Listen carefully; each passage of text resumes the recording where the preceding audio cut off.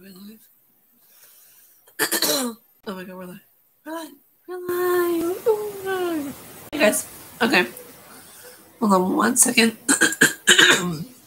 I'm sharing this link. Oh my god. Okay. Alright, we're doing it. We're doing the thing. Yay, we're live. Hi guys. I know I have this thing on my head, but I have it for a reason, so don't judge. Let me share the link over. Let's see if I can. Okay. All right. I think we're doing good here, kids. We're doing good. We're doing good. We're doing good. We're doing good. Okay. Oh, okay. We're good.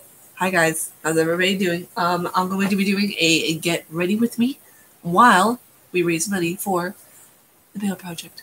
It's my first ever charity live stream. I'm very, very excited about this. Hopefully you guys can hear me. I think that's going to be a little bit better. Hi, Realcraft. Welcome to the stream. I have my coffee. I have less technical difficulties, and we're doing a thing. So, okay. All right. We're good. We're good to go. So, you guys, how's everybody doing today? I hope you guys enjoyed this morning's video. That was so much fun to film. I filmed it last night, and I was just like, you know what? I want to be able to react to the trailer for Resident Evil, the new one that's coming out, and I'm just so excited for it. But you guys, just to let you all know, the donation link, let me know if you guys can see it, because it's down in the description below. I had some issues trying to get it like copy and pasted into the description, so let me know if you guys can see the donation link. It's the first one that you see right like whenever I talk about like the Bail Project and everything like that. So for those of you who can, I would love it. I'm still going to be keeping the link up after the stream in case we don't reach our goal today. It's good. Okay, awesome. I'm so excited. So yeah, in case we don't reach our goal today, I'm going to still be keeping it up. I'm still going to be posting it. I'm still going to be trying to raise money for the Bail Project. And I'm so excited. Yeah, no problem, Realcraft. I'm sorry, I mispronounced your name. But yeah, I'm really excited about this. This is my first ever live stream for a charity, so really, really stoked about it. Doing a get ready with me because I still need to film Fallout later on today. So I thought, why not discuss gaming with you guys, do a fundraiser, and have fun with it. So yeah, this is like probably the most chill fundraiser you guys are ever going to see, where we're just going to literally be talking about games and stuff and things and more stuff. So keep that in mind. But yeah, I hope you guys are having a wonderful day. It's come to my attention that there's a lot of discussion going on about different types of games, different types of things that are in the industry, as far as like different types of easy modes, different types of, things to make it more accessible for the player in general. So one thing I have a question for you guys is, while we have this fundraiser going today, is if there was anything that you would add to a game to make it better or add ease for the player, what would you add? Because I see a lot of people saying that they would add like an extra easy mode or like an extra difficulty mode or like something for professional players of Overwatch or something like that. That way it makes the game kind of more challenging for them because they know what they're doing, but also in retrospect easier for other players who might not know jack shit about gaming at all. So it's really interesting to see those different perspectives, So I'm just really excited about today. I'm just really, really, really excited. And I thought doing a get ready with me would be the best the best option to do, quite honestly, because, I can kill two birds with one stone. Can I do a spoiler? No, you cannot. It depends on, depending on what it is, because I don't want anybody here to be spoiled if it's something that they are looking forward to. So, no. Okay, so I want to be able to read the exact thing, because the Bail Project is basically where you are taking money and you are putting it into basically this place where people can pay for their bails who are doing the riots and everything. Not doing the riots, rather doing the peaceful protesting, and they get wrongfully put into jail because of that. So the Bail Project basically bails them out, and I think that that's really, really cool. They created an entire system around it where if you get into trouble or if you get into like a protest or something like that, it's a peaceful protest. Keep that in mind. They have set a fund aside for people who like get in trouble with law enforcement and they was wrong. So they bail them out and the money goes right back into the project so they can bail out more people. So I'm going to get you guys an exact thing though, because I don't know if you guys can tell, I'm nervous right now and I want to be able to do this to the best of my ability. So I just want to be completely upfront with you guys. I want to see if... Okay. So the Bail Project is a nonprofit organization designed to combat mass incarceration by disrupting the money bail system. One person at a time, we believe that paying bail for someone in need is an act of resistance against the system that criminalizes. So I thought that that was pretty cool. Yeah.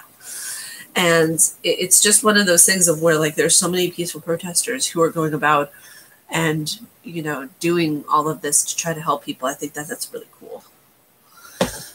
How will the organization separate the ones wrongfully jailed and the ones actually deserve to be there?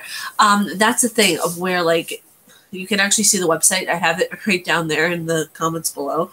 Not the comments below, the description below, rather, of where like you have to be like a peaceful protester that's, you know, that's not causing any damage or anything like that. That's a question that I had at first, honestly. 1 second. Let me get that up for you. Sorry. The caffeine's already starting to hit me. So they say how it works is that the bail is set, the bail is paid, and the bail returns to the fund at the end of the client's case, and then the bail money, excuse me, is used to free someone else. So it depends on their case. From what I know, it depends on just the specific person in general. It's very individualistic. So they look at the background, they look at the person before anything. So that's one of the things that I double checked on before anything, because I don't want, like, if you guys are donating and all, I don't want you guys to donate to like shady places, obviously. So yeah. And I want you guys to be able to, like, you know, have fun with this, you know, be able to understand that, like, as small as what I do is, I want to be able to try to help in some way. So the goal for the donation that I've set is $250. I know there are other live streamers that take it to like, oh, we're going to do like $1,000. We're going to do this. We're going to do that. I want to keep it small for my first charity live stream. So that's why I have it at that amount, because so many people are just like, you should become bigger. I'm just like, no.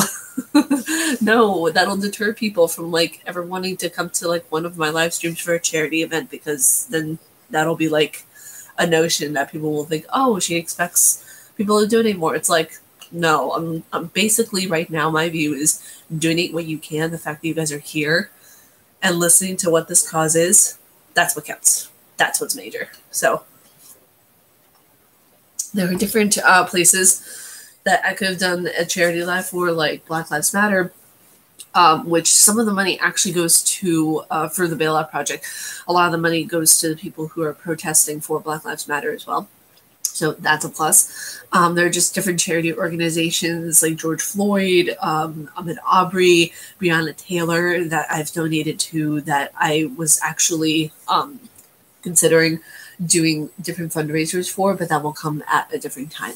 So yeah, I'm really happy that you guys are here, by the way. Realcraft, Nokia Earphone. But yeah, I always get sidetracked whenever I do get ready with me's, because I'm just like, I don't know, should I just talk to people or should I do my makeup? What should I do right now? So yeah, if I make any like awkward faces, don't mind me. Don't mind me. So, and as you guys can tell, I'm kind of nervous. Like, I'm not gonna lie. Like, I was nervous about like people thinking like, you know, oh, why is she doing a charity live stream? She's like such a small channel. It's like, it doesn't matter the size of the channel. Doing any kind of charity live stream, that's what matters. So, but yeah, back to my original point about like what we were like in the gaming industry. There's a lot of different topics that I've been seeing regarding like the easy mode. And it's actually something I saw today of where someone was like bringing a discussion to my channel of where, not my channel, but like to me, like in general. Hey, what's going on, Andrew? Sending you good vibes and blessings from work. Have a great stream, hipster, and good luck. So that we don't know. Hopefully it went through. Oh my goodness, thank you so much. Let me go and check it out. I appreciate that. That is so awesome. Oh my goodness. That is so cool. Hold on a second. Da, da, da, da, da, da, da. Hold on a second. Gosh, I'm not seeing that anything went through. Hold on a second. Wait a second, Andrew, which website did you go to donate? Did you go to their website or did you go to softgiving.com? Hold on a second. Hey, what's going on, Edward? Welcome to the stream. How are you, dude? Welcome, welcome, welcome to the charity live stream for the Bail Project. I'm very, very excited. And yeah, kind of nervous too. So I'm just sitting here doing a get ready with me while I discuss some games with you guys and while we do a charity live for the Bail Project. For those of you who get confused, down in the description below, there are two links. One is for softgiving.com. That is where the money is going to be going to for the Bail Project. And then the other one is the website for the Bail Project itself, so you guys can get more information on them. The first website is the one where it's softgiving.com, where you guys should be going to. So, softgiving. Okay. Let me just double check because I do not want anything going wrong there. Hold on one second.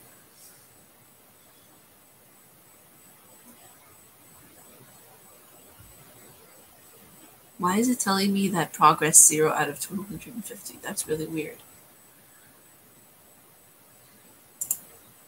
That's really weird. Maybe they'll give me like a collective number at the end. That doesn't sit right with me. Hold on a second. That's really weird. Hold on a second. That makes me uncomfortable. Hold on. Hold on. Everybody hold on.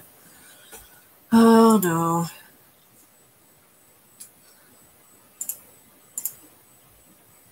Why is it saying donors? This is really weird. Hold on. Donate panel. Referral panel. Why is it not doing anything? Hold on. I really don't want like, oh my gosh. I knew, see, this is like the stuff that was going wrong at the very beginning that I was having issues with technical difficulties. Because I was just like, what's going on? So, hold on one second. Let me see. That's all fine.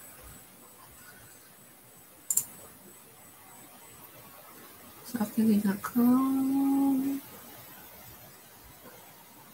There's most recent. I wonder why this is not show. No, it's not showing me anything.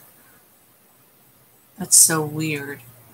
Okay, well, I don't know what to do on my side because I don't feel good about even doing that if it's not going to show me anything like that. Oh my god, I hate whenever I get difficult, like technical stuff that goes wrong with this. It just makes, you see, now I feel like people are questioning, oh my god, why is she even doing the live stream now? Most recent.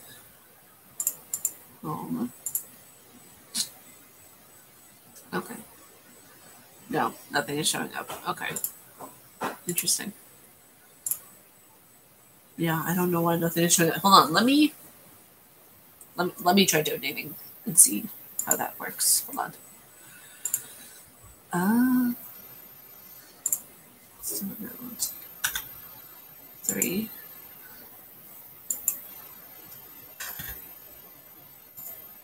Let me try something. Hold on a second.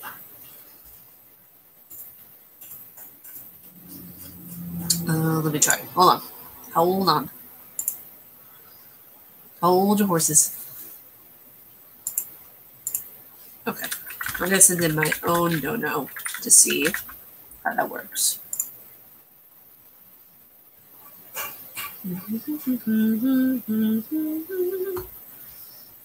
Oh, it's saying for me to enter card number and everything. What? This is so weird. Oh, your message was too long. Oh, pff, Jesus Christ. Okay, it scared me for a second. I was like, wait a second. Oh, goodness me. Okay. I don't know why they put a character limit on those messages. Holy moly. It's sorted. Okay, hold on. Let me double check. Oh my god, we just reached our first $10 for the Bell Project. Andrew, thank you so much. I appreciate you. You guys. We're off to a good start. We're getting there. Okay. Technical stuff has been sorted. Just know that you can't send like a long message with your donation, which is really weird. No, you don't have to apologize. It's a system because they aren't allowing long messages or anything like that. That's really weird. So yes, okay, that's sorted. Good to go. My heart can stop racing right now. And if you guys hear about like any banging over there, there's construction work, so excuse me. But yeah, okay, let me get back to doing this and chatting about games with you guys. Andrew, thank you again so much for donating to the Bail Project. I really appreciate it. It's going to go to people who need to be bailed out, who are in peaceful protests, who are just in need of bailout, whose cases don't have any violent histories, anything like that. So I'm just really, makes my heart happy that I'm actually like getting to do this. So yeah, well, putting on makeup for another video and everything like that. So, I mean, my God, okay, my nerves right now. I gotta calm my nerves. So, yes, so back on the topic of gaming, I want to know your guys' opinion on difficulty levels in gaming. Do you guys think that there should be like one base difficulty, kind of like Senua's Sacrifice in a way? There's one base difficulty for that game. There isn't like any difficulties, like different ones that you can choose and everything. There's just one base difficulty. That's it. That's what you get. So you're working on Nightmare and Doom right now. Oh God. Oh God. Wait, Doom 2016 or Doom Eternal? Because that would explain it. Glad it worked. Glad I was able to kick the dono off and better get back to work before I'm fired. Have a great stream. Proud of you. See you later. Thank you so much. Have a wonderful, wonderful, wonderful day. Thank you so much again. I appreciate you. Eternal, oh God. That game, see, I cannot wait to play that game because there's a lot in that game. There's cutscenes, there's different things that you can do.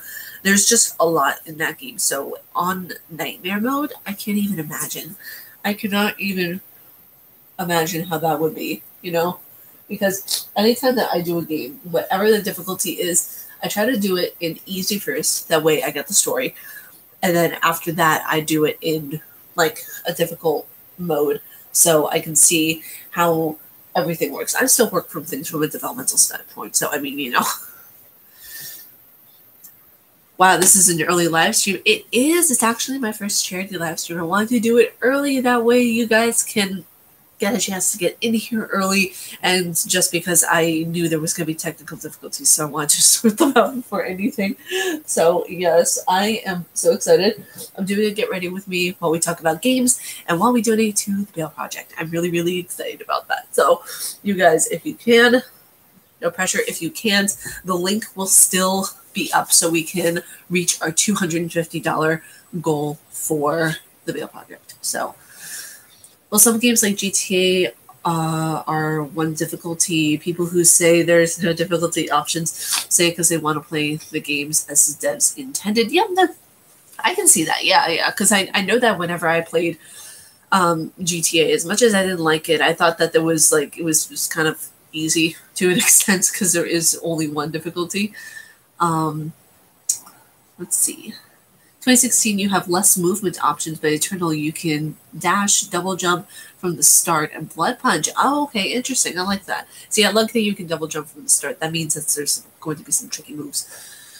But in my opinion, there should be difficulty options, and there's a recommended choice. That's how the game was intended to play. Okay, I got you.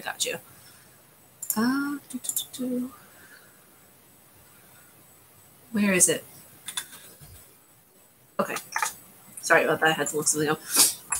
What is the Bail Project? Okay, so I have their website down in the description below, so you can check them out. But basically, the Bail Project is a nonprofit organization designed to combat the mass incarceration by disrupting the money bail system.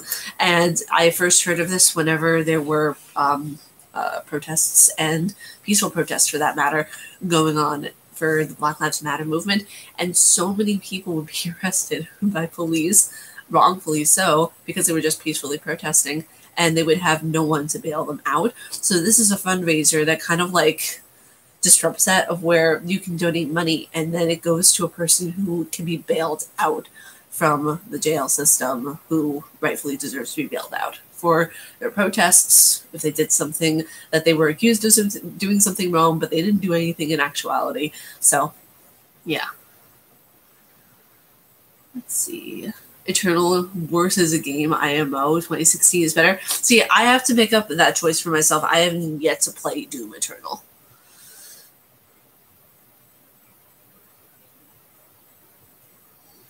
You never play it, Nokia? Wait, what? What's bad with Did you protest in New York? I saw the NYPD went pretty crazy.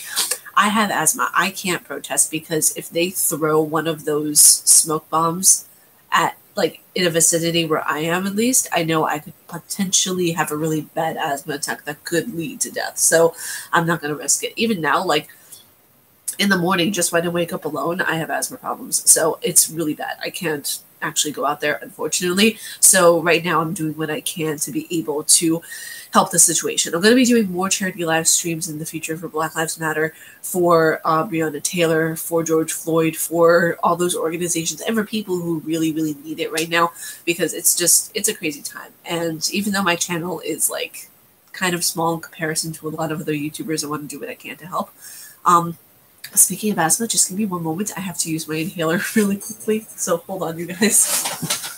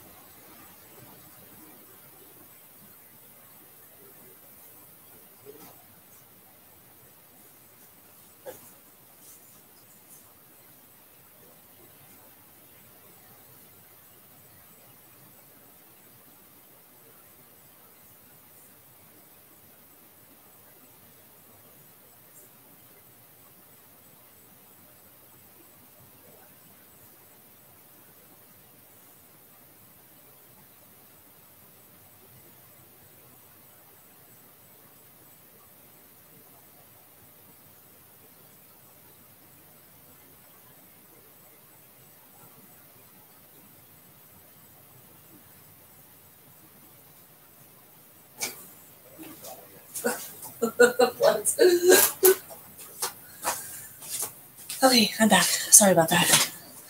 I had to get a tissue. And I had to use the inhaler as well, but kill two birds with one stone.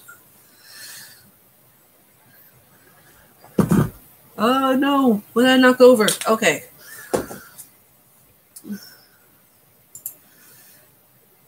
Let's see. It just feels so clunky. I understand what they were going with, additional stuff that's needed for something like a chainsaw ammo, flames for armor and stuff, but they added too much. Interesting point of view. I can't wait to play it to see like the different perspectives.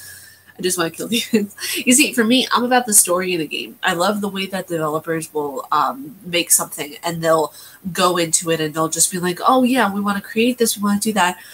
But I'm very interested to see, Nokia, your point of where, if they're putting too much into it, because I know they put cutscenes, I know they put like all this different kind of stuff. So really interested to see how that works out, honestly. So let's see. Just checking on things. Okay.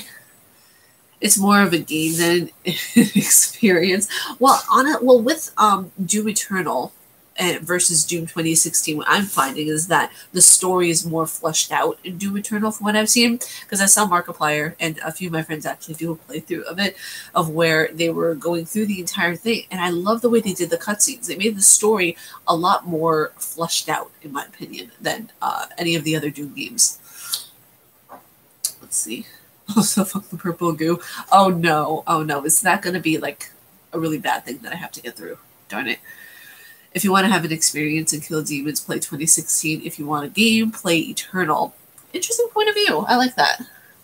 Never played Doom, sadly. Okay, so wait, never played Doom 2016 or never played any of the Doom games? Because there's a difference with all of them. Because a lot of the Doom, like Doom 64, Doom 2, and 3, they very different in the way that they're done. Okay, I would highly recommend playing 2016 first, and then going back and playing the older Doom games, and then play Eternal. That way, you get a taste of like the new concepts first, and then you see what the old ones were and everything. Because the old ones, it's cringy whenever you look at the graphics, whenever you look at like the different structures or everything. It's a very, very, very cringy, but it's very nostalgic, at least for me, because I grew up with those games. So I think both Resident Evil and Doom were the two games I really grew up with a lot, especially Resident Evil, because anytime I would play Resident Evil when I was 10, it would be like I would come home from school, I would play that game, and I would just chill. Like, I really didn't have insert sad music here. I really didn't have many friends in high school and everything, so I always loved to just come home, sit down with my dad, and play Resident Evil. Like, my dad got that game for me when I was really young, like I think 9 or 10 years old, if I remember correctly, back in 2003, and we would just sit down and play that game. So I love story. My problem is that half of it is text, and I did time skip, didn't explain it. Okay, I want the story to be told within the events of the game. I want to see it, not read it. Interesting perspective. You see, I like whenever they do a combination of both, because that's just me. Like, if I see that they do a combination of like both minimal text and telling the story within the gameplay itself, like maybe you kill a demon and they tell you more of your heritage, or you get a text from them but it's like a small blurb, because people, unfortunately, and this is no diss to anybody, but a lot of the time people don't really want to read a long-winded text format of a game. It's just, there for like playing purposes or to enhance the story, but in little bits at a time. If you want like long text or something, you get like a compendium book of the game if you're that into it. So I remember back in high school, people used to call me gay for liking anime. Now those same people are watching Naruto and One Piece. I would get the same thing. Honestly, it's so frustrating to see, because anytime that you get someone who's just like, oh, why do you like that? And then they're doing the same thing now, like 10 years later, I'm just like, you were a closet anime fan. Okay, okay, I'll be back. I have to get something from a makeup test. 1 second.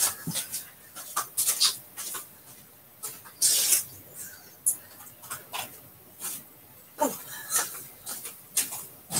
Okay, I'm back. Yeah, it's so funny to me. Like, that's the same with Pokemon.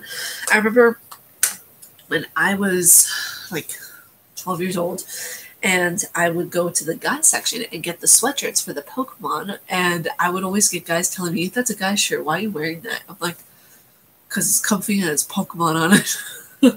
Because my favorite Pokemon is Mew. I absolutely love Mew. Favorite of all time.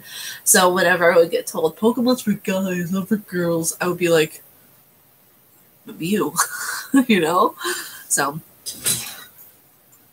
it just seemed like I don't have good lighting in here. Okay, sorry. By the way, any of you tried the Brutal Doom mod for OG Doom? It's very fast paced, more so than the new ones. Also pretty gory. Best Doom experience ever. I've not even heard of that mod. That sounds like it would be interesting. Is it for PC or is it for console? Because I know that they can do mods for consoles now, which is crazy to think about. So I'm making weird faces all the time whenever I do this, so it's just pay no mind. All made by one guy for PC? Whoa. Okay, it takes such a long time to do mods for different games, so hats off to that guy. Seriously. See, now my face looks less dead. Yay. Do I read manga? I do. I do.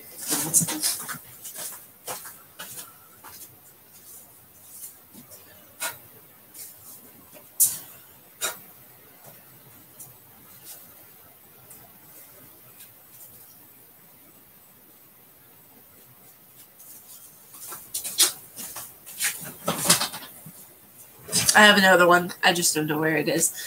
Just type in Brutal Doom on YouTube. Oh my god. Well, I can't do it right now because I'm streaming, but I'll definitely type it in. So, one of the ones I have is Anno Exorcist. Obviously, Death Note. I mean, come on. And Tokyo Ghoul. I love reading the mangas. They're absolutely incredible. For me, at least, I absolutely love it. Tokyo Ghoul is amazing. Tokyo Ghoul has to be one of the most emotional animes I think I've ever seen. Besides, oh gosh, what was it? Fate Stay Night Unlimited Blade Works. That was incredible to watch. I've not read the manga for that, but yeah, these are some of my favorites, especially like the art design on that. Look at the art design on that. Absolutely incredible. But no, I know Exorcist is one of my favorite mangas and animes. It's just, it's a classic. It's straight up classic. If you ever have spare time, read One Piece manga. It's genuinely amazing. I don't think I'll ever love something more. Absolutely. I go to Barnes & Noble quite frequently, so I'll have to look at One Piece because I've heard both the manga and the anime are absolutely incredible. I never got the chance to read it or see it though, so that makes me excited. But yes, for those of you who are coming in who are new, we are raising money for the Bail Project, and we are just talking about games. I'm going to be live until 11 o'clock, basically, so that way we have as much time as we can to gather new people in, to discuss games, to just talk about anything, to talk about charities, to talk about whatever really you guys really want to talk about while we do this fun thing. Just to chill and chat and everything and raise money for a good cause. So, yes. Makes me very, very excited. Do you prefer manga to comics if you read comics? I don't read comics too much just because I feel like they're too simplistic for my taste. I feel mangas go more in depth into the story. I feel like the animes actually take a lot from the manga because whenever you see like a book translation to a movie, they don't really do much with it. I mean, look at Twilight, what they did with the book. They completely destroyed the book and put it into like this weird thing in a movie, and I'm just like, okay, that's cool. But no, the manga definitely prefer to comics. So that's a definite. Again, I'm about to make weird faces while doing makeup, so don't mind me. But what would you guys say is your favorite manga? I know, Huss, you said One Piece is your favorite that you absolutely love. Mine, to start us off, I would say Vampire Knight is my favorite because I love the anime. I watched the anime first and then I got the chance to read the manga. So I absolutely love the manga of Vampire Knight. So, and plus, you know, for me personally, I've always loved the expansion of a story through a written form. And for me, like the way that the mangas do it is absolutely wonderful. Dragon Ball Super or Attack on Titan. Okay, I have almost all of the DBS mangas and watched every episode. See, I was never really a fan of Dragon Ball Super or Dragon Ball Z for that matter. I've seen so many people gravitate towards the show and the manga. So that's really, really cool that it has such a big fan base. Because like I started really noticing a lot of it when one of my clients was really into it, and he still is into it, and he talks about it all the time. So for me, I always get like filtered information from Dragon Ball Z and Dragon Ball Super. So yeah, I tried getting into the series, I really did, but I just couldn't get past all of the guys just yelling constantly. Anytime that I would watch any of it, I would just be like, he's grunting way more than he should. I can't watch Dragon Ball. Sorry, the fight scenes are too long. I'm watching 10 episodes for a single fight. Oh no. Yeah, I mean, for me, honestly, like if I'm gonna watch any anime at all per se, see, Fate Stay Night's really good, but also Hellsing. Hellsing is pretty good. I don't know if they have a manga for that, but I know Hellsing is absolutely incredible. If you guys have seen that. Hellsing is one of those animes that just grabbed me. It was actually one of the first animes I've ever watched. Besides Sailor Moon, besides Pokemon. I mean, those are animes, but that's like everybody's first anime. Like a legit first anime. Hellsing. Absolutely. 100%. No doubt about it. So. Oh no, I can't see what I'm doing. Ah, the light is like really crappy over here. Hold on a second. Oh, okay. That works. That works. That works. I did a thing. Ugh. Okay. There we go. I brushed the blush thing over my nose and I almost sneezed.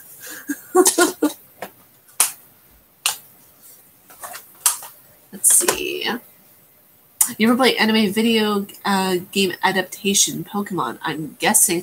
Yeah, I mean, Pokemon's the only one really I've played as an adaptation. I never played really any other adaptation from an anime. Pokemon has kind of got Americanized. It really has. I mean, the thing is that I started playing that game when I was like 7 or 8. And I love it so much. It's so much fun. It's so it's so reminiscent of my childhood. But the way that it's gone, I feel as if Pokemon has kind of gotten, like you said, Americanized, but also really boring. So because it's not just with Pokemon.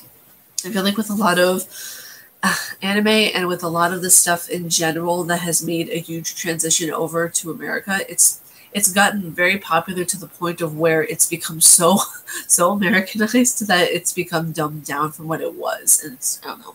That's just me. That's just me.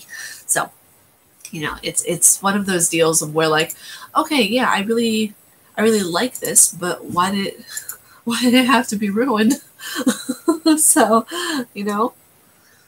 But yeah, I don't know. I get exactly how you feel. I feel like whenever Pokemon first started, it was really genuine, like so. It was so sweet and just wholesome. In the TV show that came out, like from Indigo League, I think it was called. I loved it so much. It was so nice. It was really nice to be able to see that. You know, like I don't know. I'm a fan of nostalgia, and for me, Pokemon, like in its purest form, back in the day, from Gen 1 and Gen 2, that's like, you know. That's the icing on the cake for Pokemon for me, at least. You see, it's kind of weird. This is kind of going to be like off topic and everything like that, but I could never be a beauty guru, like never, because I just like, not to mention like all the drama that goes in within that community, but just sitting down and just doing makeup all day.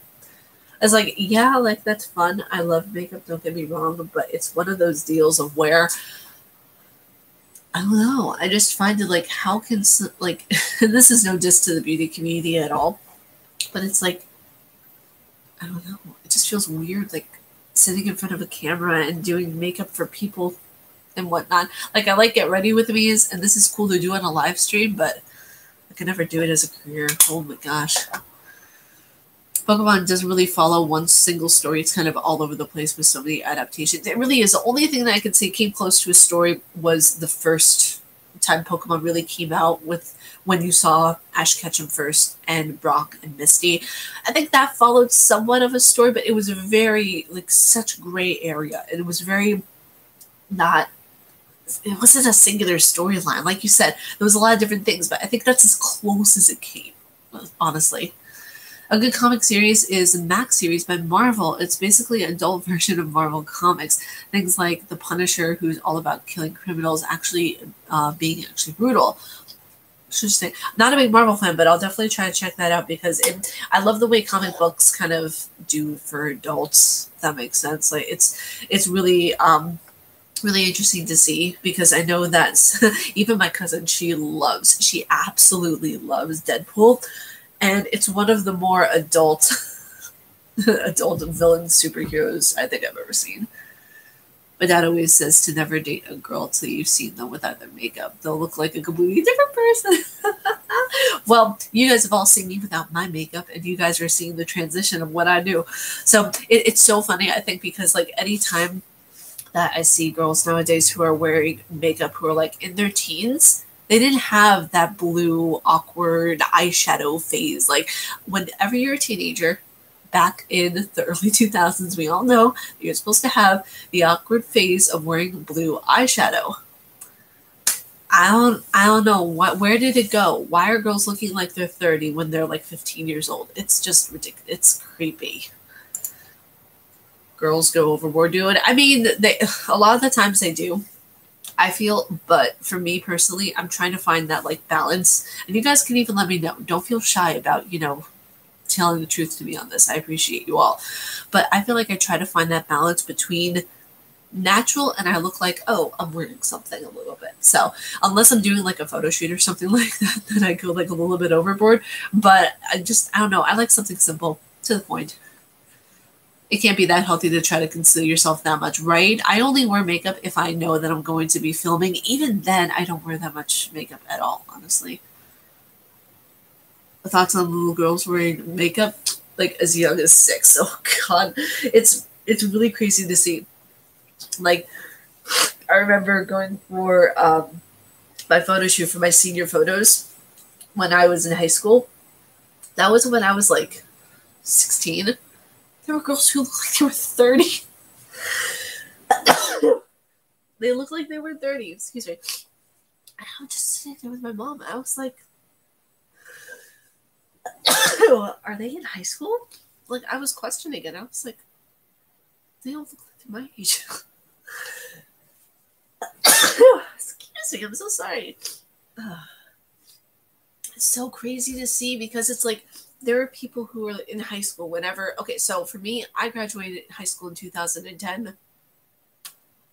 10 years ago. So I'll put that out there. I feel old.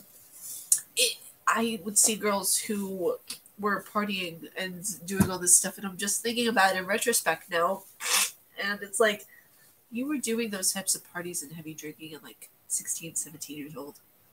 Not even an adult yet, not even legal. And it's nuts to think about. Like, these girls wear like just short shorts and just like being just I'm not one to slut shame anybody, but where are the parents? Like if that were my daughter, I would be grounding her for like a good few years. Because nobody is gonna walk out of my house dressed like that as long as I'm alive. Because anytime that I see someone and they are below the age of 18 and I see them dressing like the crop tops and all that kind of stuff, I'm just like, honey, you're so young. It's like, I'm gonna be 28 this year, so anytime that I see girls dressing like that who are that young, I'm just like, you're giving me a headache. Stop. Please. Just don't. So I'm very like traditional when it comes down to it. You guys will find it's just nuts how I don't know. I just see so many girls who look older than they actually are, and it's like a yikes factor almost.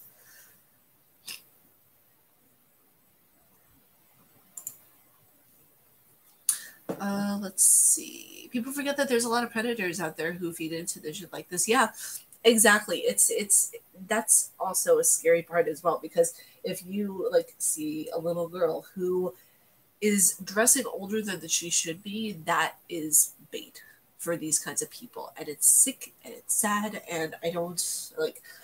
Ugh, it's absolutely disgusting. Like I honestly think that you should not be dressing like you're 30 when you're 17. It's ridiculous. High school kids looked so big and adult to me as a kid, but when I was in high school, I didn't feel like I was like that. Same. Like, you see like the different types of kids who were like, the artist students, and you would see all the kids going through at high school, and you'd be like, oh, why is my life not put together like that? And then you realize nobody's life was put together then. They were just trying to survive the best they could. Like, that's just basically it. So, now we're gonna go into the eyeshadow with the color kill me. No. I honestly like going back to like the beauty guru thing. I don't know how some of them do it because it's a multi-million-dollar world, the beauty community, but it's also such a vapid and shallow one at the same time. So is streaming, by the way. If any of you see streamer Twitter, holy shit. Like it's what I talked about in my video today. Like there were so many of my friends who are absolutely so genuine, so down to earth, and a lot of them have just had it with streamer Twitter. Like, can we please have this discussion on why so many people will just talk about sponsorships? They'll just talk about like the money that they get from these places, the you know, the things that they're doing, which is not a bad thing, but they go about it in such an arrogant way that it deters me from really watching their stuff because they just look like a billboard ad. You know, it's like, I want to see the person. I don't want to see the advertisement, you know? Like, it's cool that you got these opportunities. It's really awesome, and I love the hustle, but at the end of the day, you know, you're not a billboard. You're a human being. So a lot of music artists have their own makeup and that. Yeah, they do. Yeah, it's crazy to me to think about, because it's like, I remember back in the day, like Jennifer Aniston would post the lipstick that she would be wearing the most, and you know, that lipstick would be sold out by the end of it. But now you have these collaborations with different artists and different makeup lines and everything, and it's just become so commonplace now that really a lot of people have become just desensitized to the whole experience, and they're not really experiencing it. That's the thing. They're just, you know, paying and getting, paying and buying, and it's just, you know, it's crazy, honestly. Because, like, if you guys haven't seen my video today, I know a few of you have actually, because I saw your comments. But for those of you who are wondering, or actually anticipating, I should say, not wondering, but are you guys excited for the new Resident Evil game? I know I am. I was freaking out at the trailer this morning. I was just, no, I can't. I cannot wait to get the new Xbox, and I cannot wait to get the new Resident Evil game. I'm going to be fangirling so much. You're going to be seeing a fangirling horde. It's one of those funny moments of where you realize that shit, this game is almost as old as I am. Like, I think it's even a little bit younger. I think I'm older than the Resident Evil franchise, honestly, because I looked at the game, and then I look at how far it's come, and you see Chris, and you see Redfield growing into an old man. Like, we've legitimately grown old with a character. Because if you think about it, Chris could potentially be in his 40s now, which explains like the little puff that he got right here going on. But it's so cool to see, because it's like he's aging with us. Like, what? Stop, you're gonna make me cry now, fam. It's nuts to see. Like, I'm getting all nostalgic over here. Yes, okay, Huss, I love that. I think makeup should be stigmatized unless needed. I understand makeup when you're on camera, but anytime else I see it being as, oh, why did I get a pop-up ad over your comments? It's weird. Let's see. Anytime else I see it as being bad for the person in the makeup and the ones around him. You see, I have varying opinions on that. I agree to you to an extent, because in a way it can promote bad self-esteem. If you are wearing makeup 24/7, you don't really get comfortable with who you are as a natural person. I feel like it can really just be bad mental health in general for a person if they wear makeup 24/7. But finding that balance, I think, is key, honestly. Have I watched the Resident Evil movies? Unfortunately. It's actually kind of funny that you bring it up. I don't know how long you've been subscribed, Huss, but there was a video I did back whenever I really first started my YouTube channel on the differences between the Resident Evil movies versus the games. When I was younger, 2003 was the first movie that came out for the Resident Evil franchise. Putting Alice in there, a character that was never in the games at all to begin with, I think that was really the biggest bad move you can make in a video that comes from a video game. So whenever, God, I'm gonna get so much shit for this, but whenever I saw the videos, I like them for what they are. Just don't slap Resident Evil over it. Like, if you want to be able to put a name on something, that's great. And if you're going to adapt something from a video game to a movie, you got to do it the right way. They did it very half-assed. They took their own spin on things. It wouldn't be Resident Evil if they didn't add the characters in there. The only reason why it makes a Resident Evil is because Jill was in there, Chris was in there, Wesker was in there, Ada and Leon were in there. Like, it makes no sense the way they went about the movies and why they added a character that was never even in the game. Like, I made this hypothesis a few months ago that Alice is actually connected to Lisa Trevor within the video game. hear me out on this. I did a full article, and I have this theory that they adapted the character Lisa Trevor because she's immortal. She was a young girl whenever she became this monster and was tested on and everything like that, and she essentially became not unstoppable, within the Umbrella universe. And I think that they really transferred that idea of Lisa Trevor over and made this new character, Alice. So, in a way, I can see what they were doing, but also it's really bad for upcoming fans who really want to get involved within the game itself. Because if you have like someone who has no knowledge at all of Resident Evil, and they come in and they see Alice, they'll be wondering where that character is within the game's structure and story. And they'll be like, wait, why can't I play Alice? Where's Alice? They'll get confused. And I don't blame them for getting confused because Hollywood did a shit job in making the video, or making the movie rather. For what it is, if it weren't a Resident Evil movie, I would absolutely love them. But every time I see them, I try not to get myself upset.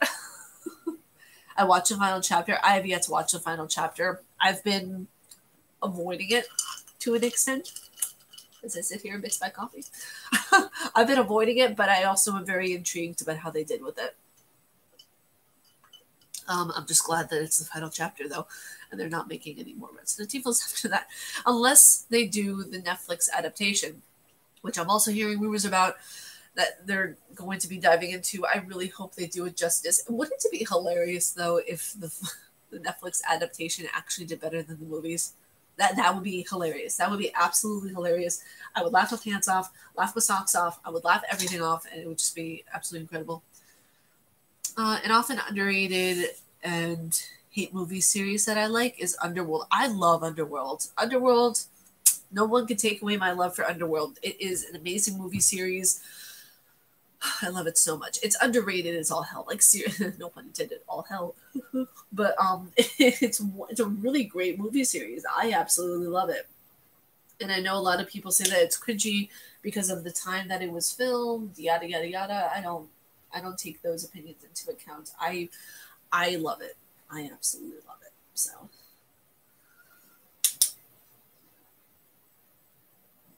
I need to hold my breath during these parts. Hot damn. No. Okay. Yeah, because what was it? I have a few of the movies on DVD, and anytime I watch them, it's just like a trip back to memory lane. I absolutely love it.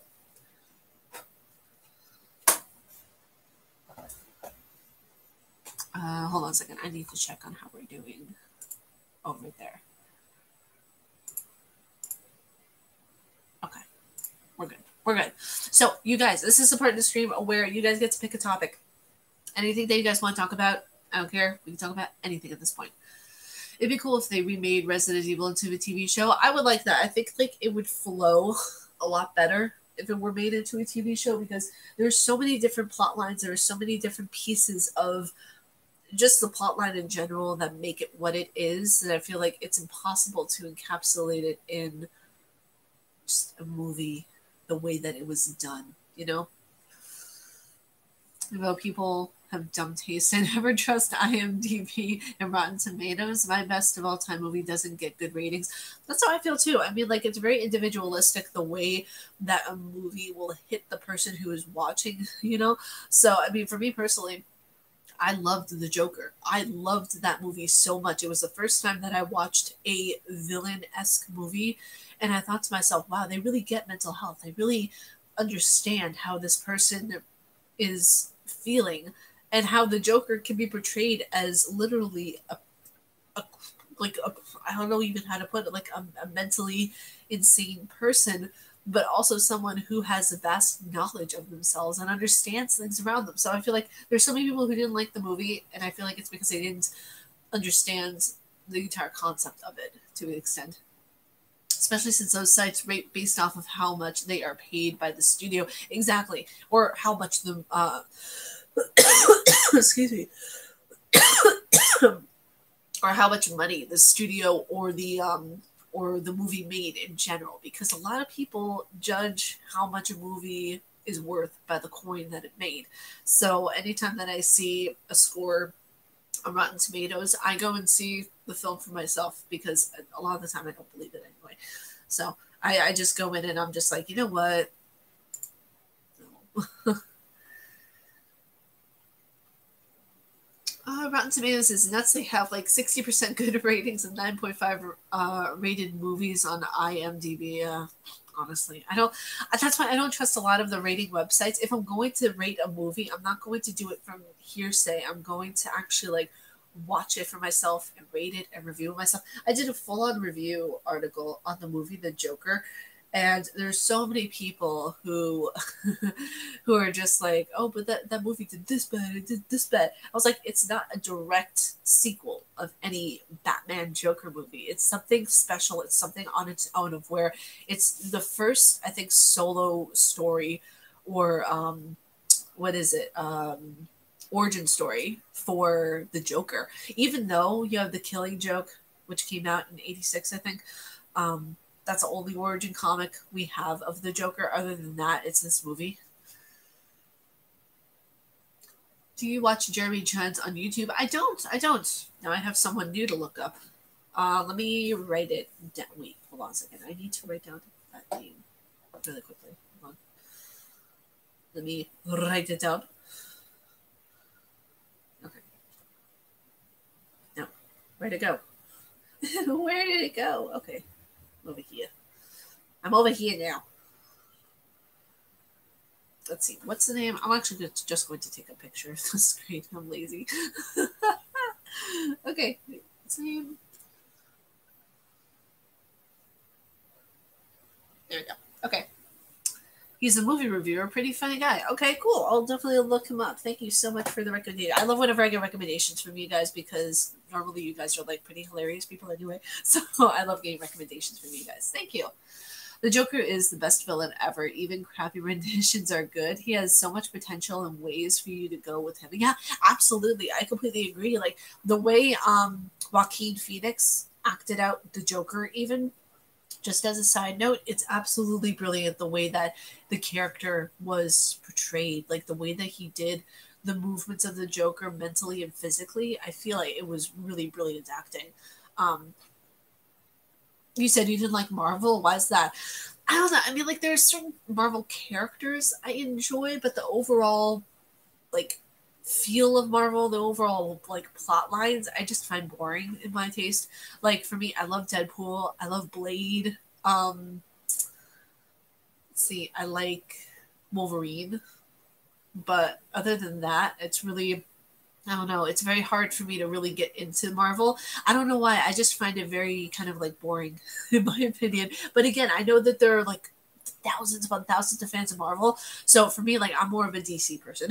So I find that DC characters are more, I don't know, dark. And I like the darker type of characters than the positive ones, because the positive ones always are hiding their story. They're hiding the kind of like their mentality to an extent. It's just what I've noticed. But with DC characters, you get to see like the raw, like dark nature of who they are as a person, because I don't think any of them have actual, like, you know, they don't have superpowers or anything like that. They're just normal people. And I feel like that's why I gravitated so much towards the DC when I was a kid, because I was like, oh, these are normal people. They're not like, you know, it's not Superman. It's not, you know, it's not Wonder Woman or anything like that. Who'd win in a Royal Rumble? DC characters versus Marvel characters? I feel like Batman will win over Superman every time, man. Well, I picked a bad time to turn back on. First Doctor Who, now Marvel. Break 'em heart. Oh no, Andrew. I'm sorry. I was never really into Marvel. That's just me. I'm sorry. For me, honestly, whenever I watched Marvel for the first time, it was Blade. And I got a really good first introduction to Marvel. And then I watched Deadpool and I was like, oh my god, Marvel's awesome. It has like these great characters. And then I slowly got into it and I was like, Thor. Okay. I love the legend and the history of Thor. But like so much of it, I don't know. That was just my experience with Marvel. Plus, I live in a DC household. Like my parents and my like my extended family. I was about to say my siblings. I only have a half brother and a half sister. But my extended family, all DC fans, all literally all of them. So I grew up in a DC world. It's okay, it's fine. Excuse me, something in my eye. Oh no, I'm so sorry, Andrew. I didn't mean to hurt your feelings. No, I'm so sorry. I grew up loving DC. My mom, she is like the biggest like Joker fan you will ever see. But at the same time, she started liking Thor as well, which I mean, you can't blame her. I mean, he's hot as hell. But she absolutely loves DC. DC characters are more iconic. For me personally, I think that's true. But I know there are a lot of people like my friend Andrew here who likes Marvel. And a devastated brother from another mother and Mrs. Oh no, I'm sorry. I'm sorry. It feels like DC characters feed off of emotions and morals. Some Marvel characters act the way they do just because they're supposed to. That's an interesting perspective. I never quite thought of it from that angle before. I feel like one of the biggest reasons actually why I love DC is because of Batman. I used to actually have the saying back when I was younger and in college called "Love Batman and Wear Feathers" because it's very philosophical for me why I say that. It's because like love Batman, obviously because he's one of my is actually literally my favorite superhero, and he has just it shows you that you can have the potential to be anything you want even through your corrupt humanity in a sense. Um, but with the love feathers part, love Batman wear feathers. It's like I always had the concept that you need to fly. You need to be able to pursue the things that you wanted to, even when things in the physical world would hold you down. So yeah, love Batman wear feathers. It's something I used to say all the time. DC characters are more godlike, where Marvel characters are more the everyday person. I can see where you see that because of Wolverine, because Wolverine is like really like this badass kind of superhero, but he's also an everyday person who, I can see like kind of the dichotomy of like, he's a superhero, but he's also like a regular average day Joe to an extent. I never saw that a lot with the other ones. I did see that, however, in Deadpool. Deadpool is like the most normal guy, but he's also like this really like anti-hero slash hero. I don't know. It's kind of interesting to see like the relationship between the different kind of Marvel characters and DC characters. It's really fascinating to see actually, because you have the Joker, normal guy, right? But you also have like Batman, who is the most the most depressing character ever, but the most real one, I feel. But you also have like characters that are whatchamacallit. I'm forgetting the name now. I'm forgetting the name now for some reason. I'll remember it and I'll compare it later. Let's see. Deadpool is a Spider-Man's long lost cousin. I can agree with that. I do like Spider-Man though. Spider-Man was a part of my childhood. I remember the first the first experience I had of Spider-Man was the movies when I was a kid. It was the first experience I ever had of Spider-Man. That's not how Stan Lee wrote them. They were everyday people who get extraordinary powers. Interesting. You see, to my defense, I haven't spent as much time researching and being a part of the Marvel universe as I have DC. So I am very like not educated in the series whatsoever. So for me personally, I can speak more on DC than I can on Marvel. So I'm just not well versed in it. That's the thing when it comes to Marvel. I don't think Marvel has a Joker. I don't think they do. If they did have a Joker, I feel as if, don't get upset with me when I say this, I feel like it would be Deadpool because he has the really like cringeworthy humor almost to the point of like self-deprecating. But he does have his own kind of je ne sais quoi, if you will. Batman has pretty depressing story as to why he's actually became a superhero. Yeah, he really does. I mean, the parents were killed. The Joker keeps trying to find a way to, kill him. Like it's very sad whenever you think about it. It's also a story that I feel like certain people can relate to, because those excuse me, those people who have lost their parents can relate to that story as kind of like the reason why they became whoever it is they became, whatever, whether it's their own version of a hero or they were kind of their own anti-hero in a way. So I feel like that story is very relatable, unfortunately, for a lot of people. But DC dudes remain normal even after they become super. They still have realistic issues and ordeals. Yeah, I think that's true. I mean, you know, especially with the Joker, because I feel like his mentality is more of a mental chaos that he goes through, which a lot of people actually go through a lot of anxiety and mental depression. It's one of those things of where, like, I feel like the Joker is a very relatable character. In a sense, not to say that Marvel characters aren't. I just feel like, at least in my opinion, because I don't know as much about Marvel as I do DC, because I feel like this is a very heated topic, and I realize how much of a heated topic DC and Marvel was. At least for me, I feel like I can relate more to DC characters than I can for Marvel. But that's just my opinion. Either way. So I didn't realize we were getting to that much of a heated topic about Marvel and DC. Holy.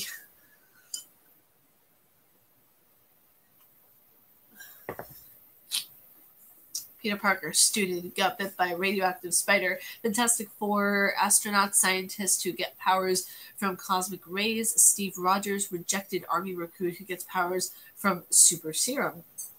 Whoa.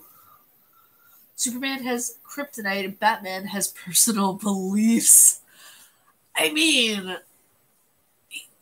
yeah. Yeah. Yes, I am a BTS fan.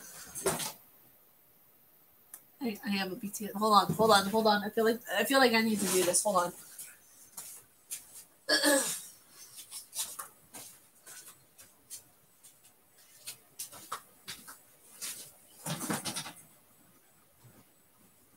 I'm a BTS fan. I'll wear this for the rest of the stream.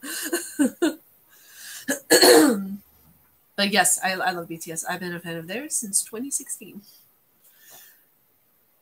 Let's see. Wait, I need to check the time.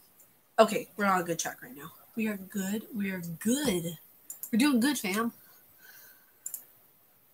Okay. But yeah, no, I mean, like, honestly, I'll say this again. I did not realize that there was such a divide between fans of Marvel and DC. I thought we could all live in harmony. We can. I know we can. Because, like I said, I love a lot of Marvel characters. I'm very picky with the Marvel characters that I do like, but I do like a lot of them.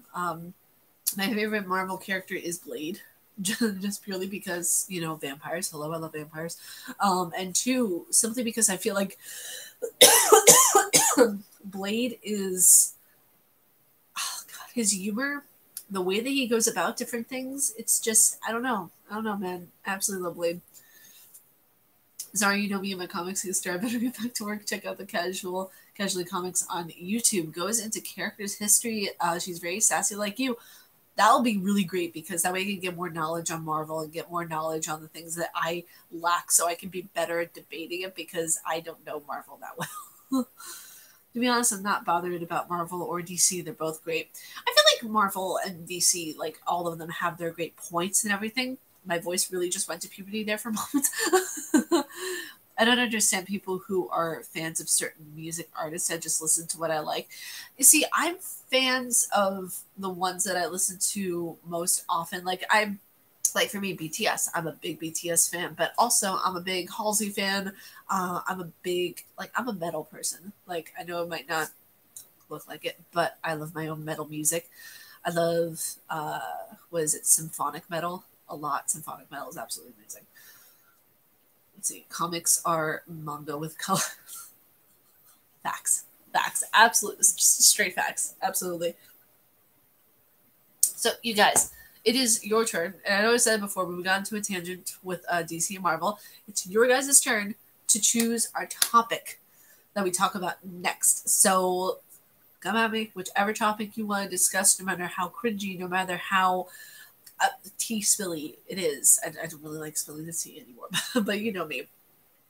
Whatever you guys want to talk about, it's free range, like chicken. Oh. But this is a good live stream. So far, we raised some money. We're doing good. We're helping a good cause. And like I said, on Twitter, I will be keeping the link up. I will be sharing it periodically so people can get more of a chance to donate. Topic: what's wrong with the world? A lot of things. Oh, a lot of things. A lot of things are wrong with the world. Yeah. Let's play Would You Rather. Oh, yes. Okay. Let's do that. Let's play Would You Rather. I like that. Okay, cool. I'll DM you the link. I think you'll really like her. She, what is it? She shared the same person about comics as you. Oh, okay. She shared the same passion as with games. Take care and I'll see you later. I'll see you later, Andrew. Have a wonderful day at work. Yes. Okay, so let's play Would You Rather. So my first question, would you guys rather play one video game of your choice for the rest of your life or play no video games at all? Had to start off like that. Guess I did.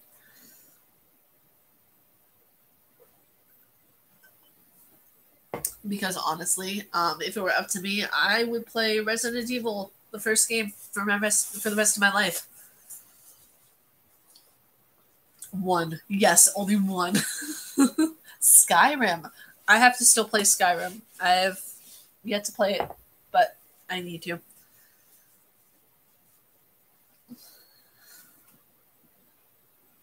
I'm sure there's a mod where I can play other games in Skyrim. When did you get bored, though? I mean, I don't think so. If the person likes the game enough and they have enough of a passion for that game, I don't think they would get bored. But that's why we have Would You Rather. Would you rather play the game or play no video games anymore whatsoever? It's a difficult thing. I can't believe I actually just said that sentence. It makes my soul hurt just a little bit.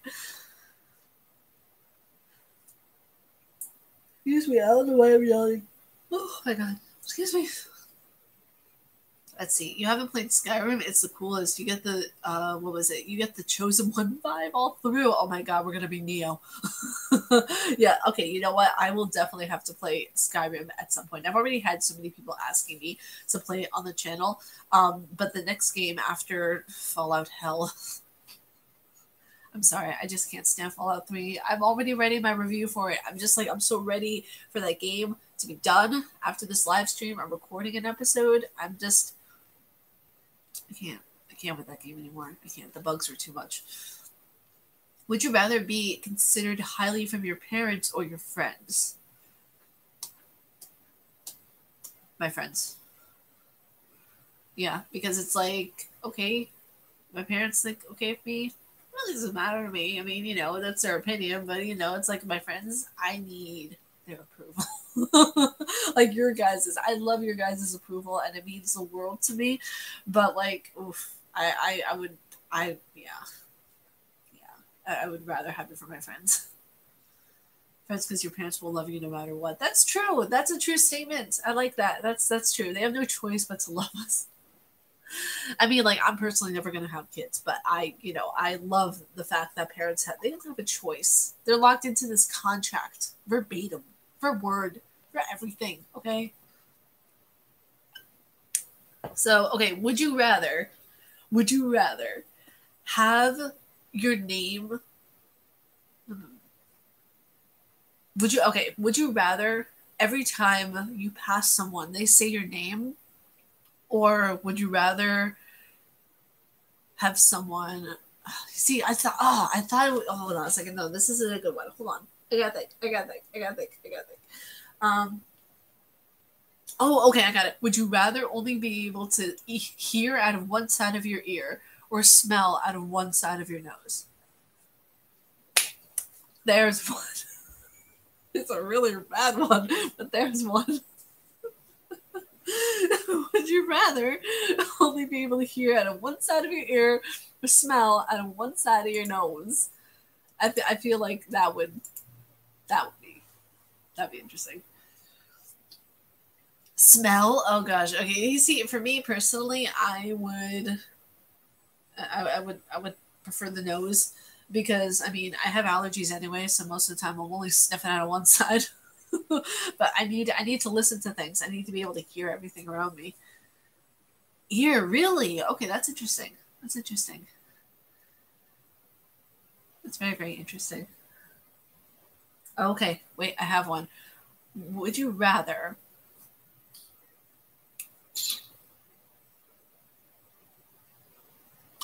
have hands as long as your legs or legs as long as your hands? It's a really bad one, too. I feel like you've got a blocked nose all the time. Me with allergies.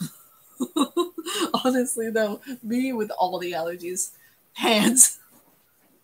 That would make it like, okay, what a siren head? That would just make us like elongated siren head or Slenderman.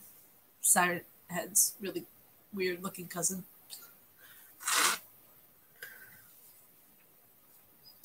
I would be the bear goatkeeper. Wait, was it? Oh, goalkeeper. I thought you said goat keeper. I don't have my glasses on, so I thought you said goat keeper. I was like, I would love to be a goat keeper. That just reminds me of when I used to play the goat simulator. Oh god, that was years ago. That was years ago on my channel. I'm actually like really tempted to bring it back. Okay, now it's your guys' turn. I've asked the two of them already. So, okay, what we're going to do is we're going to play this game up until we have to get going because it's 10:32 right now, and I've had such a fun time at this live stream. It's been so good. So what I'm going to do, like I said before, is I'm going to be keeping the link up on the description of my YouTube videos, and I'm going to be keeping it up on my Twitter. That way you guys, if you guys ever want to, or if you guys want to share it around or anything like that, feel free to. Let's see. Hold on a second. I think we're tapping with my comments in here. Sorry. Let's see. Do something good, but people think you did bad, or do bad and people think you did good. That's kind of the state of our current world. Like, people are doing bad, but others think that they're doing good. I think for me personally, I would do something bad, but I would do something good, but people thought I did bad. Because then I know for my own moral conscience that I did something good. So, yeah, I would do good. Yeah. I mean, a lot of celebrities are doing bad, but people think that they're doing good. So, I feel like that's been the case for a while now, honestly.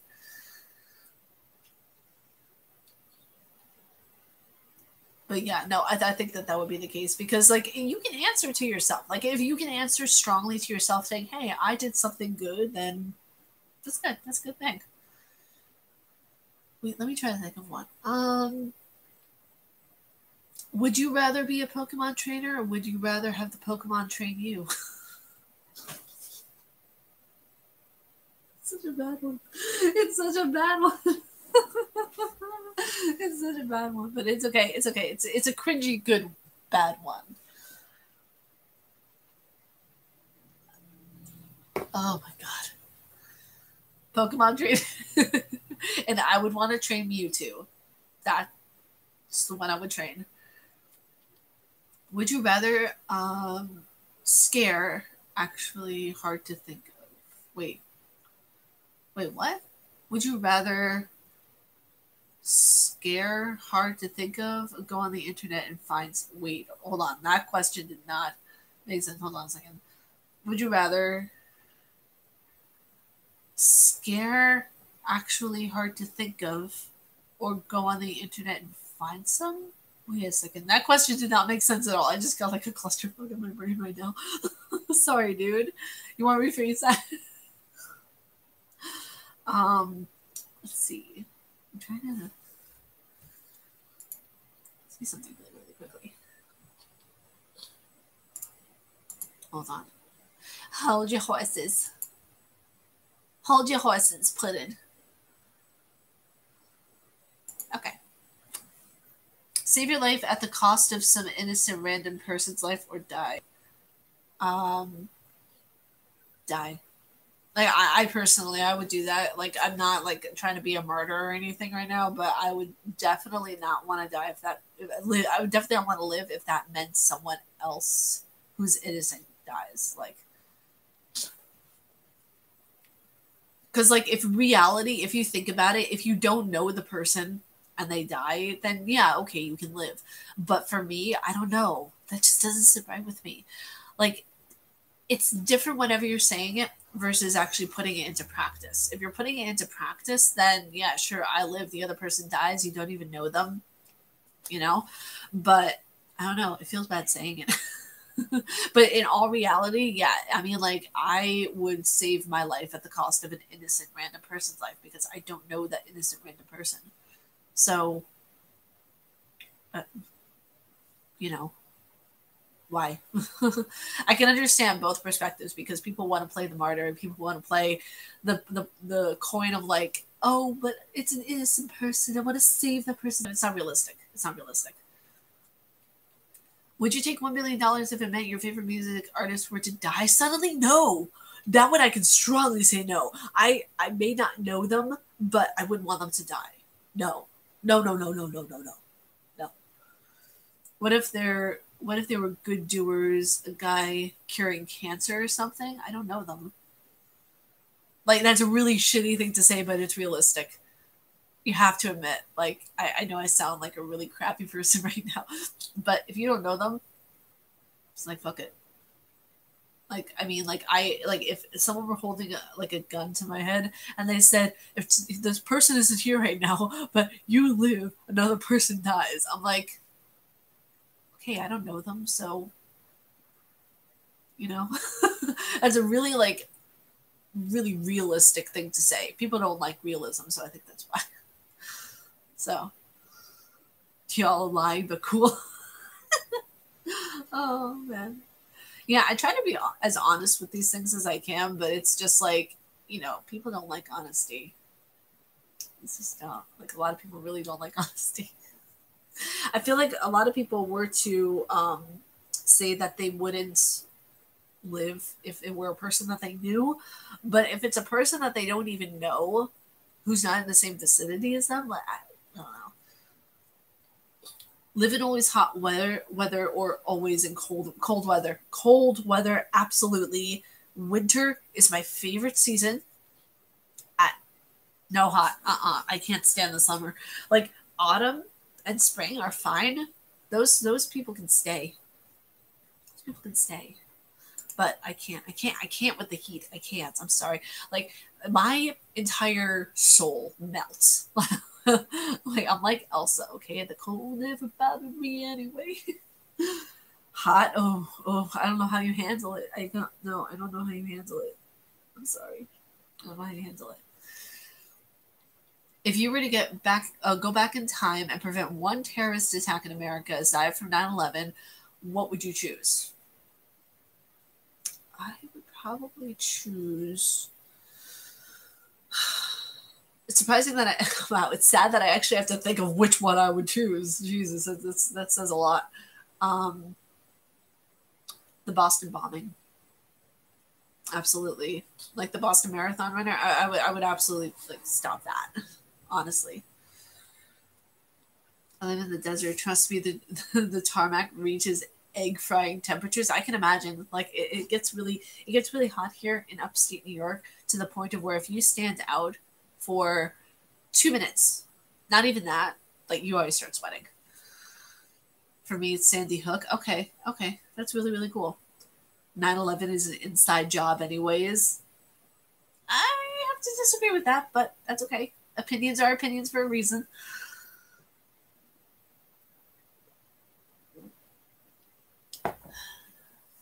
New York heat is nothing compared to Arizona. That's true. I have a friend of mine who lives in Phoenix, and she said that it gets to like temperatures of 112. It's just no, I can't. I mean, it would be nice to visit, but no, I'm not going to live there. I live in upstate New York, and I live like about an hour and a half away from the Canadian border, so it's oh my god, it gets so hot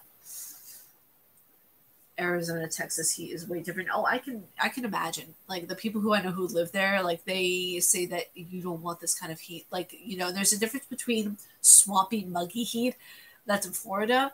There's a difference between like localized heat in New York, but there's a big difference between all of that and heat in Arizona and Texas.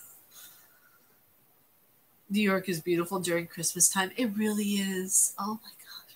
It's beautiful. I love it. I'm just so sad because of what the looters and everybody were doing to the city around like around the parks and everything like that. So it'll be interesting to see what it's like during this time of year for Christmas.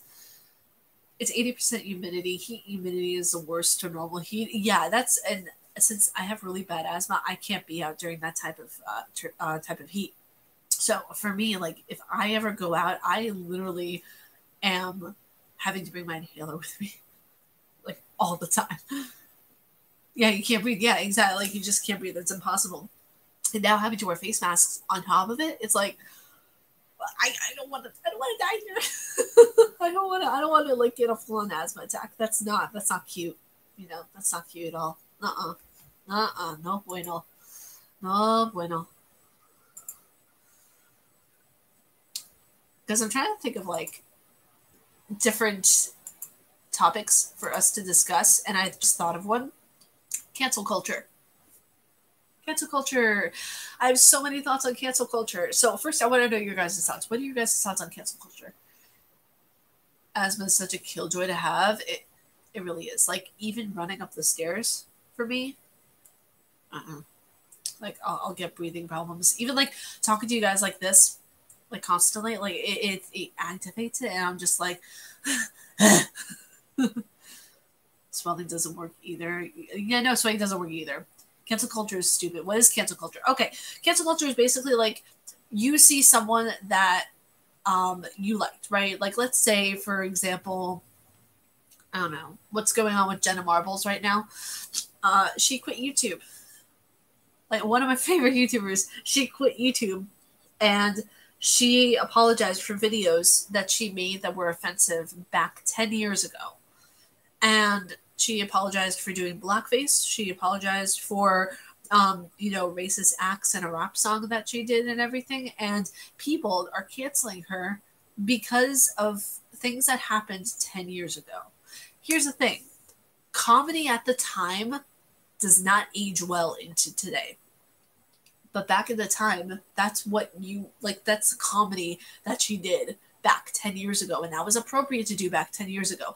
I say, from my opinion personally, you never fault someone for their youth, ever. Like that was 10, 12 years ago. I think she was like in her early 20s whenever she did that. I think she was like maybe 21, 22 at the most. I don't quote me on that, but that's from what I remember. That was like 10, 12 years ago whenever she did that kind of stuff. So it was at the time. I feel like, should she have known better? Absolutely. But to cancel her right now because of her growing up and learning and doing things and trying to improve on herself as a person, I think that's wrong. And that's what cancel culture is. Basically, people don't accept an apology when someone is trying to be genuine. They think, oh, that person's lying. No, let's cancel them. I'm like, what? To be honest, dark humor has a lot of racism. It's funny because people making the jokes are pretty big liberals. That's one of the things that I thought too, because it's just like these people are some of the biggest, like, not like, okay, I was about to say conservatives, but no, no, let's not go there. They're some of the biggest like activists we're going to see, right? In like promoting, anti-misogyny, anti-this, anti-that. But they're doing these things and it's kind of hypocritical. But back 10 or 12 years ago, when it was really like popular to talk about gender, to make jokes about like different things and everything like that, people back then really didn't know better because they were just making jokes on the things that they saw, and it was really dark humor. Kathy Griffin, for example, some of the jokes that she made back then, if she made them now, she would be fired in a heartbeat. Like it's absolutely insane to think about the comedy that there was back then and how sheltered and just PC the comedy is today versus 10 or 12 years ago. Such a big difference. Such a big difference. And for me, I don't like cancel culture because They're not letting the person grow from their mistakes. It's kind of like Shane Dawson, to an example. I absolutely love his content. I love what he does. Do I think that he's kind of misguided in certain aspects? Of course I do. But I feel like Shane Dawson, as a person, he's grown from a lot of things that he's done. He's done blackface, unfortunately. He's done a lot of things that has been just absolutely negative and detrimental. He said the N-word. He said a lot of really racial, derogatory things when he was very young, like 18, 19 years old. But you shouldn't fault someone for their youth, and you should give them a chance to grow and get better, you know? Big facts. Also, good morning. Hey, Angel, what's going on? Welcome to the charity live stream, by the way. We are raising money for the Bail Project, and I'm so excited. We've so far raised $10. Our goal is $250 to raise for the charity stream. So I know we're probably not going to be reaching that goal during the stream because it's almost 10 to 11 and I've been streaming since 9 o'clock or something like that. So I'm going to leave the link up for anybody who wants to donate, anything like that, and I'm going to be leaving it up on Twitter. That way people can get a chance to do stuff. You judge people in the here and now unless they did it before. It's unforgivable. Jokers aren't to be taken too seriously because they're literally just jokes, honestly.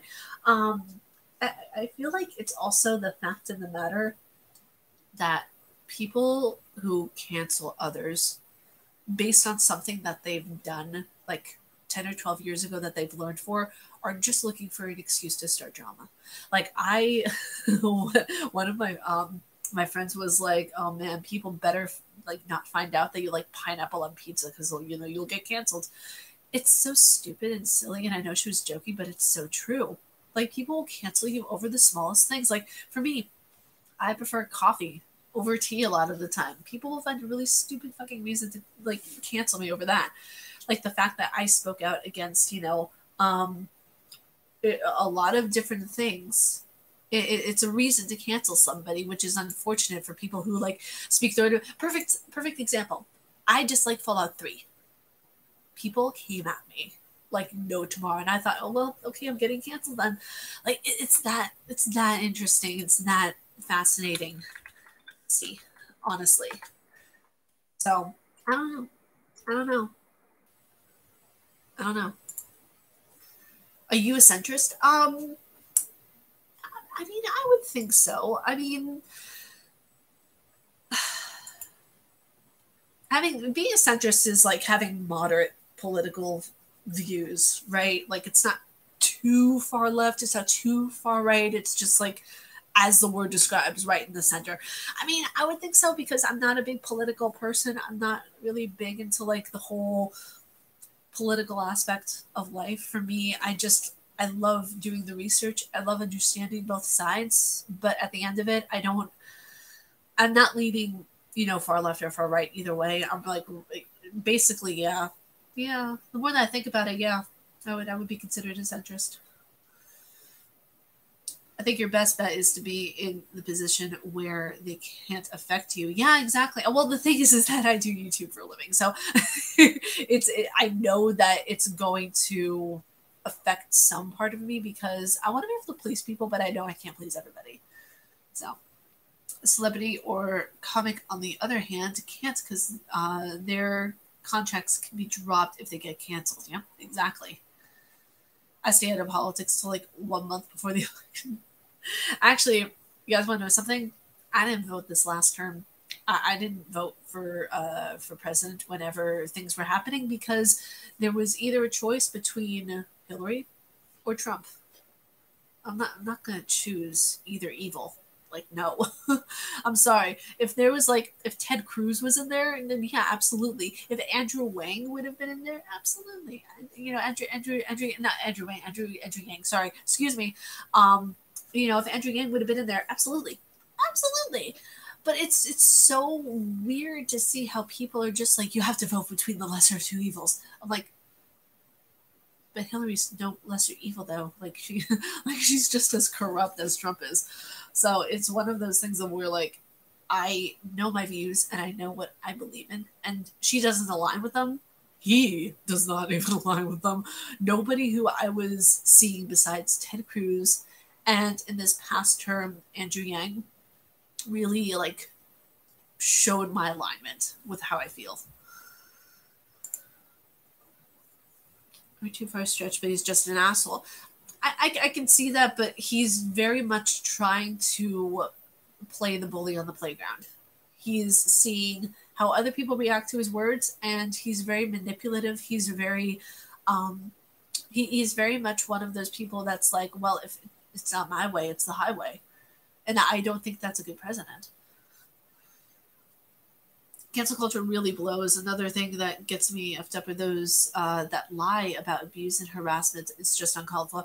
That's why I am never going to share my story with anybody, even on here. Like, it depends really on the situation or the circumstance. That's why I have such respect for the women and men who are sharing their stories, because it's really brave to do so. I've been called a liar for so many years. I've been called someone who says, oh, you're just doing this, because you're a woman and you can. I'm like, no, there are people who actually lie about this kind of stuff, and I don't need to add more fuel to the fire. Thank you very much.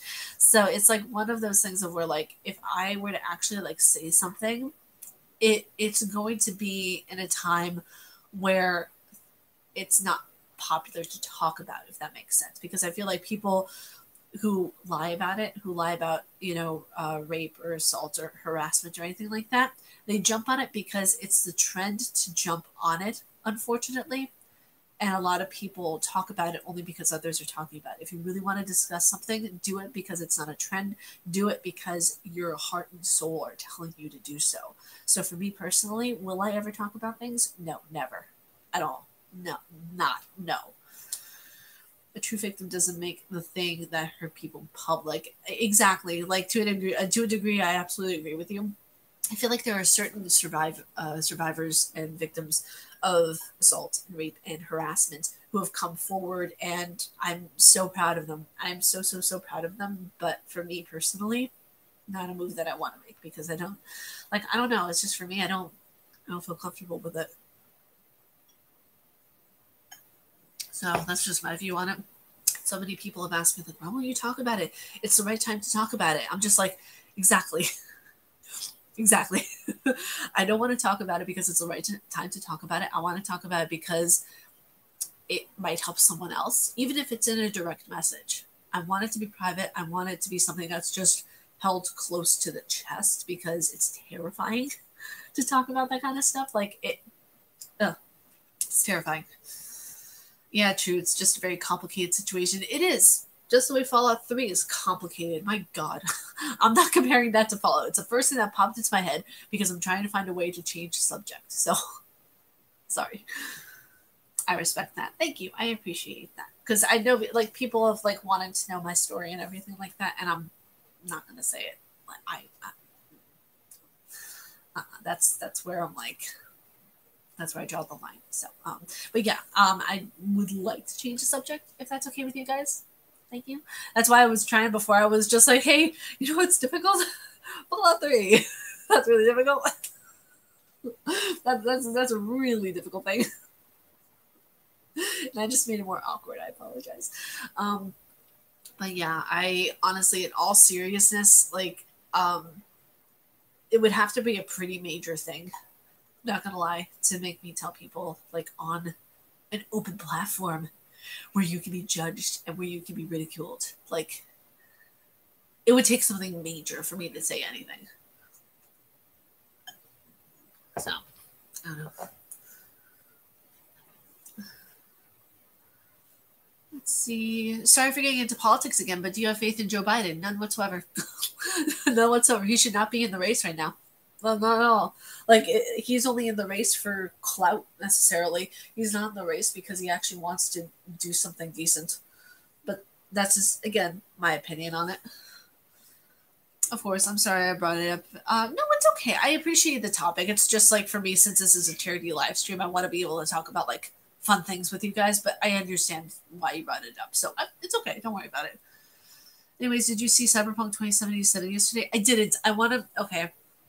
I have this thing of where, like, I don't want to see any of the footage unless it's in, like, a trailer or something. But if they're only showing, like... Okay, so my question for you is are they only showing bits of, like, the city, or are they showing like the entire game? Like, what are they showing exactly? Because my thought is that they're showing for like the actual gameplay itself, or are they like giving teasers, or are they showing like, you know, massive clips that'll be spoilers? I don't know. That's why I tried to stay away from it yesterday, because part of me wants to review it for Friday, for like a Friday in a couple of weeks, but another part of me just like wants to stay away from it because I don't want spoilers. Because that is one of the games that I'm most excited about. Like, it's 10 years in the making, and I'm just like, oh god, they were making that, I believe, while they were making Witcher 3. And I'm just, oh, my heart. I can't. Just my heart, it's just, it hurts from how amazing it is. So, let's see. But yeah, I'm looking forward to Cyberpunk 2077. I've talked about it today, about the delay, in the, what is it, delay in production and everything like that. The trailer they showed just showed the story, a bit of gameplay, not very spoilery, to be honest. Okay, then I'll definitely take a look at it, because I wasn't sure if they were actually like giving spoilers, or if they were just showing like a trailer and some gameplay. So if that's the case, then I'll just take a look at it after the stream, because I really want to see it. Like, I was really looking forward to it. I'm just like, no, Ariel, self-control. Self-control. It's okay. I feel like, okay, it's kind of like how, what was it? I felt watching The Big Bang Theory whenever Sheldon was trying to choose between a PS4 and an Xbox. I felt like that, because I was trying to choose between my morals of keeping it secret and just like, no, I want to see it, but I don't. But I do, but I don't. But I kind of do. So now that I know that, I'm going to see it. Please tell me some of you have seen the episode where he picks a PS4 versus an Xbox, or like, I can't believe Sheldon's an Xbox, like a PS4 fan, not Xbox. My words are not coming out. Just seeing if there's any comments that I missed. Okay, no, there are none that I missed. We're good. We're good. I haven't even seen a single episode of the show. Oh, you're gonna like the first 2 seasons the best, I think, because those are really good. I feel like they're really genuinely funny. In later seasons, I feel like they used a lot of laughing tracks, which is basically like just recordings of people laughing and everything like that. It was an actual audience. But yeah, the first couple of seasons are actually really, really good.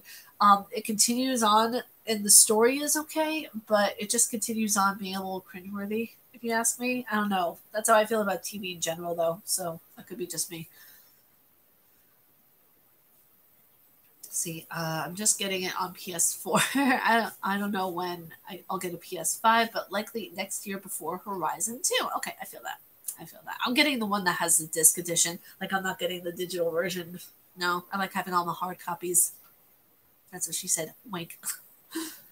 I've always found Big Bang Theory comedy kind of forced. That's how I felt in the later seasons, not in the first 2. The first 2 I thought were actually genuinely kind of funny, but yeah, I felt like it was kind of forced as the series went on, and I'm like, what are they trying to do here? I want to know what they're trying to do. So I want to know. So, but you guys, I do have to let you know, it is 11 o'clock. As we stretch, it's 11 o'clock, and I just want to say thank you guys so much. For those of you who let me check our donations list right now. Okay, so far we've raised $10 out of the $250 for the Bail Project. I'm going to be taking the link, like I said, and posting it on Twitter. It'll be on the community page here on YouTube, and it will also be in future videos if we don't raise all the money that we need to today. So I'm really excited about it. I'm just so grateful that you guys came by to the stream today. Just we're raising awareness on this. We're getting more into motion. There will be different charity live streams in the future for George Floyd, for Breonna Taylor, for Ahmaud Arbery, for Black Lives Matter. Just there will be a lot more charity live streams in the future. And this is my first one. This is my first one ever that I did. And I think it went really well. It was really chill, and it was really fun. I'm really glad that we got to do this. Once I move into my apartment, we'll have like a bigger live stream with friends, with food, with entertainment, and it'll just be like a full-on just like fun fest. And I'm just really, really just really happy about it. So thank you guys for coming by. great stream today. Thank you so much. I really, really appreciate you. And I just appreciate all of you for coming by. And now I will be recording some more Fallout 3. I wish I had a zoom up capability on my camera to show you the distaste in my eyes right now. Like, you can solely see my soul starting to drain from my body right now. But you guys, thank you all so much for coming by. If you all like my face and what I do, please be sure to subscribe, hit the bell down below, and do the things that you normally do. You're going to donate? Oh, that's awesome. I appreciate that. That's really, really cool. And yeah, like I said, the links will be on my Twitter. If you guys have not followed my Twitter page, it is down in the description below for your viewing pleasure, where I talk about literally anything from the stuff that's going on for Black Lives Matter to BTS to food to coffee to literally anything, games, the majority of the time. So yeah, I will see you guys soon. Thank you all so much for being awesome and just being a part of the community. And we're getting close to 2,000 subscribers. We're getting very, very close. We're getting very close. I think we're like 90 some people away from 2,000 subscribers. I have a very, very special video planned for the 2,000 subscriber milestone. It's very special to me, and I can't wait for you guys to watch it. Thank you for the stream. Of course, Angel, all of you guys have a wonderful day, and I will talk to you guys on Twitter and in the comments and wherever you guys are messaging. So, yes. Bye, guys. I hope you have a wonderful, wonderful day.